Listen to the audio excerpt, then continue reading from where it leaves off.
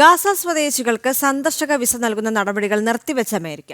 വിദേശത്ത് നിന്നുള്ളവർക്ക് അമേരിക്കയിൽ ചികിത്സയ്ക്കും മറ്റ് ബിസിനസ് ആവശ്യങ്ങൾക്കുമായി ലഭ്യമാകുന്ന B2, B1 വിസ നടപടികളാണ് നിർത്തിവെച്ചിരിക്കുന്നത്.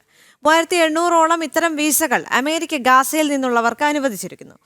ഐസൻ ജോസ് ചേർന്നുണ്ട് കൂടുതൽ വിവരങ്ങളുമായി. ഐസൻ, ഈ റിപ്പോർട്ടുമായി ബന്ധപ്പെട്ടുള്ള കൂടുതൽ വിവരങ്ങൾ എന്തൊക്കെയാണ്?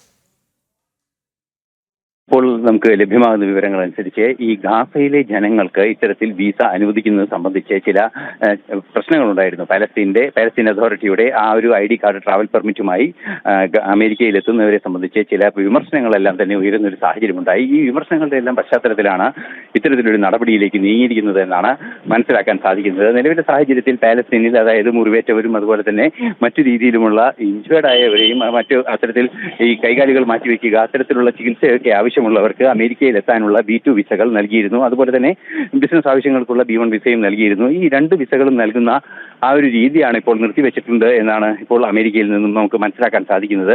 ഇത്തരത്തിലുള്ള വിസകൾ നേടി കുടിയേറ്റക്കാരായി അവർ അവിടെ എത്തുന്നു, അമേരിക്കയിൽ എത്തുന്നു. അവർ പാലസ്തീൻ അനുകൂല ഇസ്രായേൽ വിരുദ്ധ പ്രക്ഷോഭങ്ങൾക്ക് പിന്നിൽ പ്രവർത്തിക്കുന്നു എന്ന സൂചനകളെല്ലാം തന്നെ പുറത്തുവരികയും കൂടി ചെയ്ത പശ്ചാത്തലത്തിലാണ് അമേരിക്കയുടെ നടപടി ഉണ്ടായിരിക്കുന്നതെന്നാണ് മനസ്സിലാക്കാൻ സാധിക്കുന്നത്. തീർച്ചയായും ഇസ്രായേലുമായി മികച്ച സൗഹൃദത്തിൽ തുടരുന്ന അമേരിക്കയ്ക്ക് ഇത്തരത്തിൽ പാലസ്തീനുമായുള്ള വിസ ഉൾപ്പെടെയുള്ള ബന്ധങ്ങൾ, മനുഷ്യരുമായി ബന്ധപ്പെട്ട വിഷയങ്ങൾ വരുമ്പോൾ അതൊരു പാലസ്തീൻ ഇസ്രായേൽ അമേരിക്ക ബന്ധത്തിൽ സംഘർഷമുണ്ടാക്കുന്ന സാഹചര്യം കൂടി മുൻകൂട്ടി കണ്ടാണ് നടപടിയിലേക്ക് നീങ്ങിയിരിക്കുന്നത് എന്നാണ് അറിയാൻ സാധിക്കുന്നത്.